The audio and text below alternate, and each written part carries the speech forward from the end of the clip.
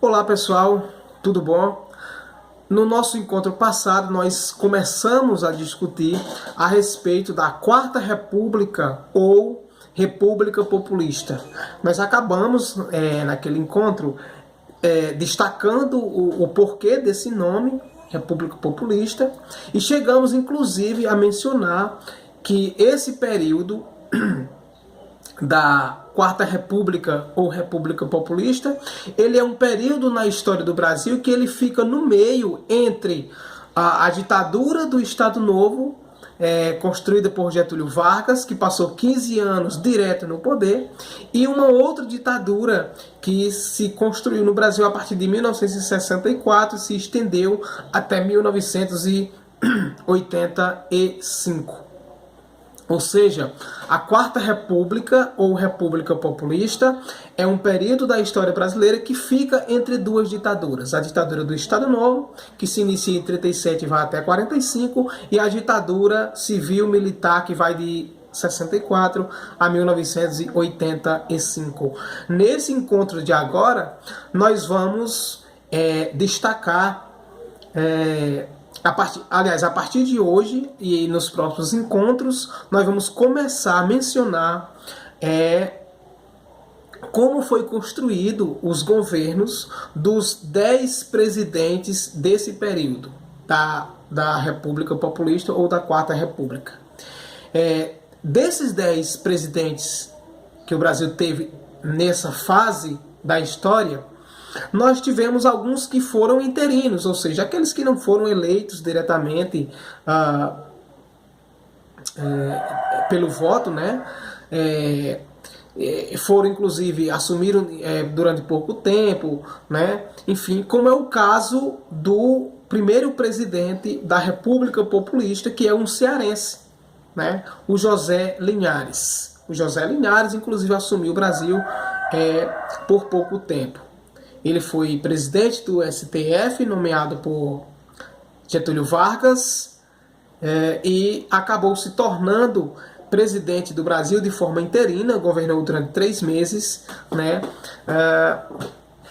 Enfim, o que é que a gente pode destacar do José Linhares, né? Que é um cearense? O José Linhares, ele nasceu no século XIX, em 1886, é filho do coronel Francisco Alves Linhares. O José Linhares, ele acabou se formando em Direito e em Ciências Jurídicas pela Faculdade de Direito de São Paulo no início do século XX, né? E ele pretendia, claro, né, se dedicar à sua área de formação, ou seja, se dedicar ao direito, né? Por isso ele acabou se envolvendo de forma intensa, de forma nessa área, né?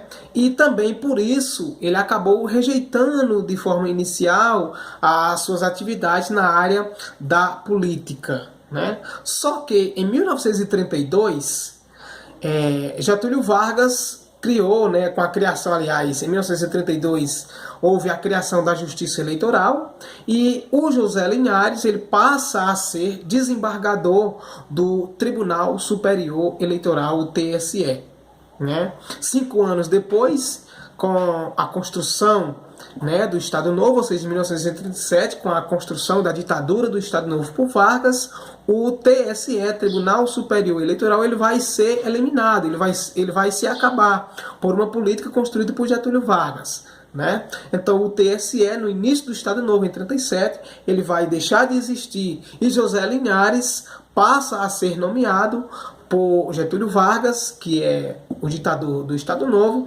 e o José Linhares passa a ser nomeado por Getúlio Vargas para o cargo de ministro do Supremo Tribunal Federal, o STF. O José Linhares, no próprio STF, ele torna-se vice-presidente, né, e também presidente desse mesmo tribunal, ou seja, do Supremo Tribunal Federal, né, onde ele vai permanecer ministro do STF até o fim do Estado Novo, até, claro, ele se tornar presidente do Brasil. Em 45, começa a se pensar, não é, numa abertura dentro do próprio Estado Novo, até porque está se findando, está se acabando o Estado Novo, então começa a se pensar numa ideia de construir políticas ou ações de forma a dar mais liberdade às pessoas, né, durante o Estado Novo.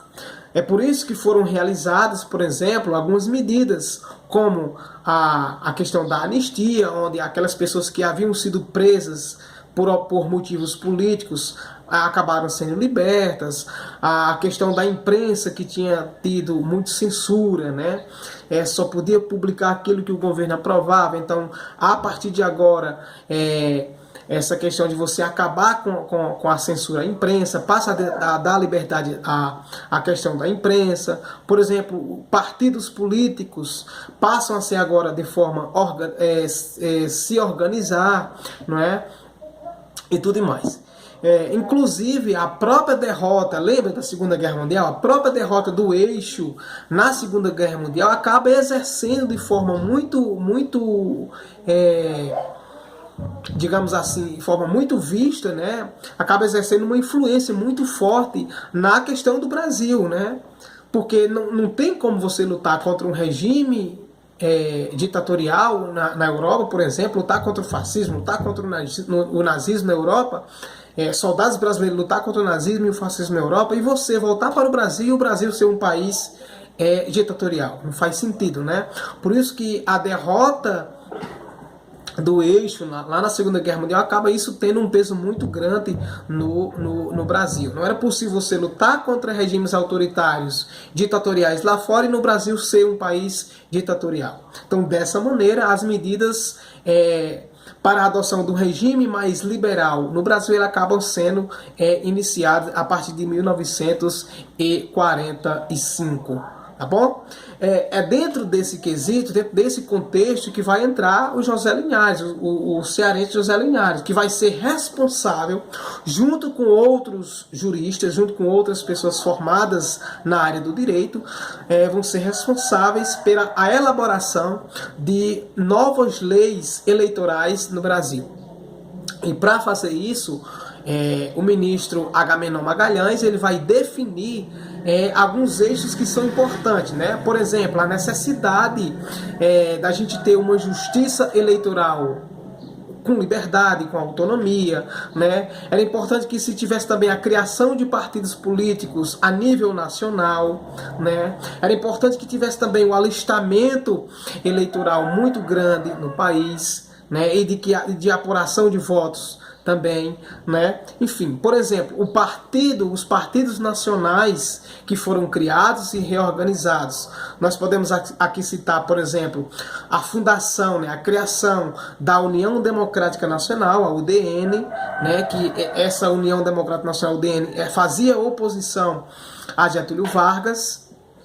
Nós podemos citar aqui, por exemplo, dois outros partidos que eram aliados a Getúlio Vargas, que era o Partido Trabalhista Brasileiro, o PTB, e o Partido Social Democrático, PSD. Esses dois partidos eles não são muito desconhecidos de vocês, ao menos se vocês acompanharem a política brasileira atualmente. Esses dois partidos ainda existem atualmente, o PTB e o PSD. Aqui no contexto nós estamos falando da República Populista a partir de 1945, né? Esses dois partidos eles passam a ser organizados, reorganizados, criados, né? E esses dois partidos, o PTB e o PSB, eram, digamos assim, apoiadores do Getúlio Vargas, né? Era a base eleitoral do Getúlio Vargas, tanto nos municípios maiores como no interior. E nós tínhamos também o Partido Comunista Brasileiro, o PCB, que também ainda existe hoje, né, que foi reorganizado e dirigido por um dos nomes mais mais conhecidos na história brasileira, que é Luiz Carlos Prestes. Então o PCB ele foi reorganizado e dirigido por Luiz Carlos Prestes, né, que ainda nesse momento encontrava-se preso, né, vítima de uma perseguição do governo de Getúlio Vargas. É importante destacar aqui como é que o José Linhares, né, vai assumir a presidência do Brasil, né? é importante dizer que as eleições para deputados federais, para senadores e para a presidência da República, elas já estavam marcadas para ocorrer em 2 de dezembro de 1945. O que é que ocorre? Os partidos lançaram as suas candidaturas para a presidência do país. Por exemplo, a UDN, União Democrática Nacional, que era oposição, fazia oposição a Getúlio Vargas, ela tem o apoio da imprensa e ela vai lançar o candidato Eduardo Gomes. A coligação, ou seja, a união do PTB com o PSD, vai lançar a candidatura do general Eurico Gaspar Dutra. E o Partido Comunista Brasileiro, o PCB, lança a candidatura do Iedo Fiuza, né? E como é que José Linhares se comporta diante desse contexto? A função de José Linhares, né, vocês lembram que eu disse que ele era ministro do Supremo Tribunal Federal, que foi nomeado por Getúlio Vargas, ainda no Estado Novo, né? A função de José Linhares, ministro do STF, como presidente do Supremo Tribunal Federal, era garantir que os candidatos seriam eleitos através do voto direto, né? Só que o que é que ocorre? As eleições, elas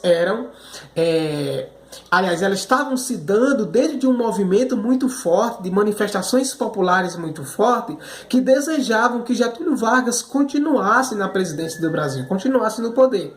Esse movimento é muito conhecido na história do Brasil e recebe o nome de queremismo, não é?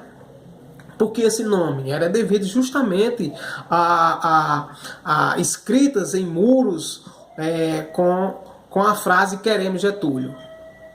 Queremos que Getúlio Vargas permaneça na presidência do Brasil. Queremos que Getúlio Vargas permaneça no poder. Então daí, essa escrita em muros "queremos Getúlio" dá origem ao nome, ao movimento queremismo, aliás. Tá bom? Em outubro de 1945, Getúlio Vargas adota algumas medidas, algumas ações que vão ser consideradas pela oposição como uma manobra para que ele possa continuar no poder, né? E em outubro, 3 de outubro, passa a ser realizado um grande comício desse movimento queremista. E uma semana depois, né,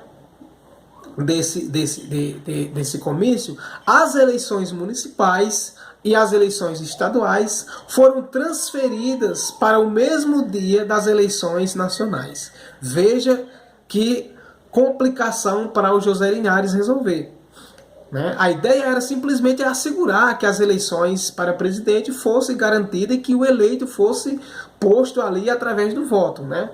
Somente eleições nacionais. Só que, uma semana depois daquele movimento de Queremos Getúlio, há um momento em que as eleições estaduais e eleições municipais passam a ser transferidas para o mesmo ano, para o mesmo dia das eleições nacionais. Então vai haver uma complicação ainda maior. Em outubro ainda, no dia 28, o irmão de Getúlio Vargas, Benjamin, né? Benjamin Vargas, ele foi indicado para a chefia, né, da Polícia do Distrito Federal.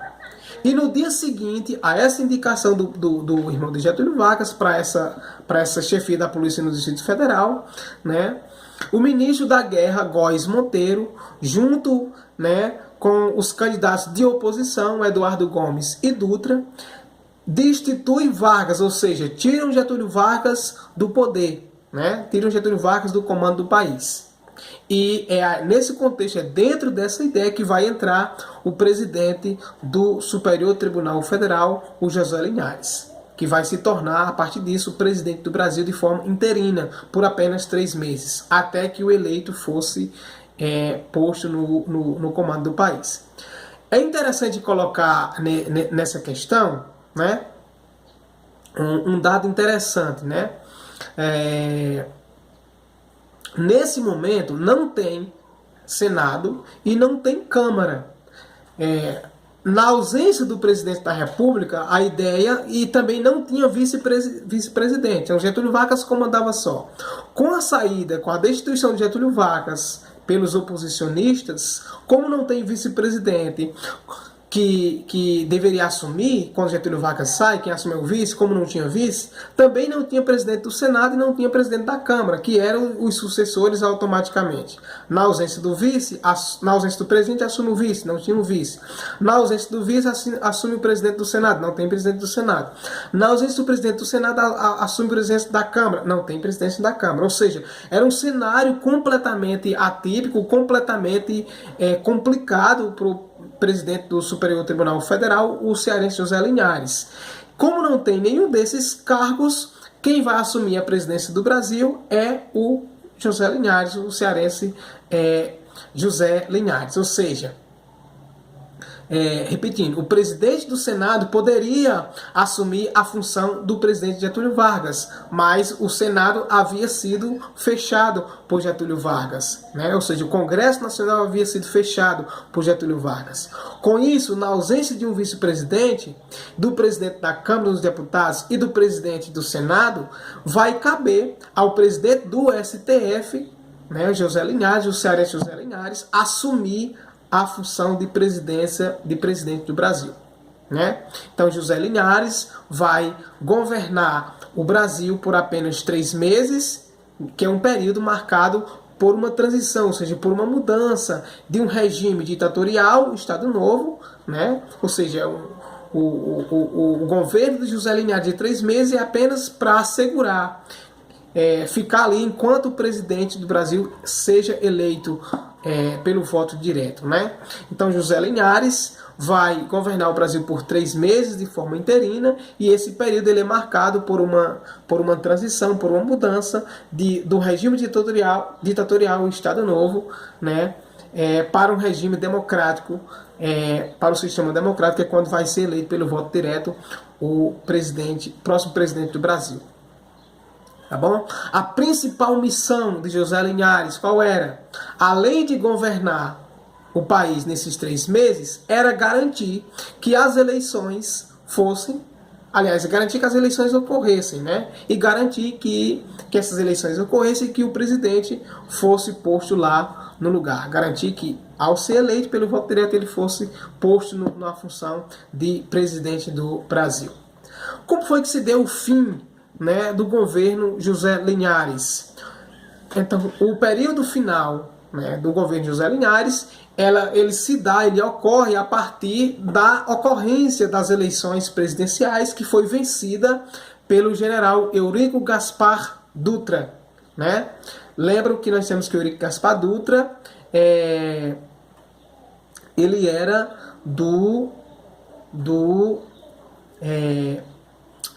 dos partidos de oposição a Getúlio Vargas, né? Perfeito? Como nós dissemos, a UDN, que tinha o apoio da imprensa, lançou o Eduardo Gomes. A coligação do PTB com o PSD, que era apoiadora de Getúlio Vargas, lança a candidatura do general Eurico Gaspar Dutra. Mas foi o mesmo Eurico Gaspar Dutra que, junto com outras pessoas, acabaram destituindo Getúlio Vargas. Bom, e o PCB havia indicado para candidato à presidência o Iedo Fiuza. Então, o fim do governo de José Linhares acaba justamente, né, com o processo das eleições para a presidência da República, que vai ser vencida por Eurico Gaspar Dutra. José Linhares ele deixa de ser presidente do Brasil em 31 de janeiro de 1946, né, e vai assumir, portanto, o candidato mais votado, que foi o general Eurico Gaspar Dutra, que vai ser tema da nossa conversa próxima. Tá bom? Espero que vocês tenham entendido. Abraço virtual a todos e a todas.